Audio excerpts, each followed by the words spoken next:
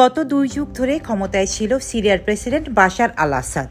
এরপর বিদ্রোহীদের হামলার মুখে দেশ ছেড়ে পালিয়ে যান তিনি। আর ঘটনার পরপরই সিরিয়ায় হামলা জোরদার করে ইসরায়েল।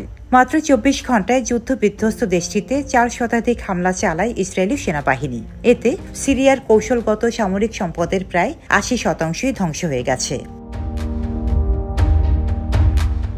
ভারতীয় সংবাদ মাধ্যম এনডিটিভির প্রতিবেদনে বলা হয়েছে, লক্ষ্যবস্তুগুলোর মধ্যে ছিল সিরিয়ার নৌবাহিনীর আল বায়েদা বন্দর এবং লাটাকিয়া বন্দর। সেখানে হামলা চালিয়ে ১৫টি নৌযান ধ্বংস করেছে ইসরায়েলি বাহিনী। এছাড়াও রাজধানীর দামেস্ক এবং অন্যান্য গুরুত্বপূর্ণ শহরে বিমান বিধ্বংসী ব্যাটারি এবং অস্ত্র উৎপাদনের কারখানাতেও ব্যাপক ধ্বংসযজ্ঞ চালিয়েছে তারা। আইডিএ বলেছে ৮০ থেকে ১৯০ কিলোমিটার রেঞ্জের কয়েক ডজন সমুদ্র থেকে সমুদ্রে হামলা চালানোর ক্ষেপণাস্ত্র ধ্বংস করা হয়েছে।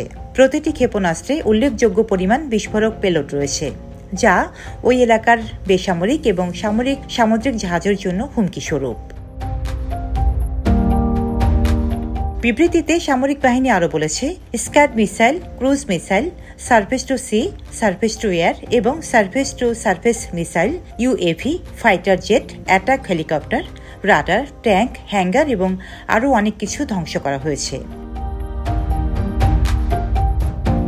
এই হামলার ব্যাপারে ইসরায়েলের প্রধানমন্ত্রী বেনিয়ামিন নেতানিয়াহু বলেন, আমাদের নিরাপত্তা নিশ্চিতের জন্য সিরিয়ার সাবেক প্রশাসনের সামরিক সক্ষমতা ধ্বংস করা জরুরি ছিল, যেন সেগুলো জঙ্গিদের হাতে না পড়ে।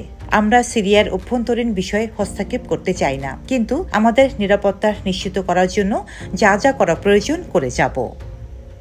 ডেস্ক রিপোর্ট, সাম্প্রতিক দেশকাল।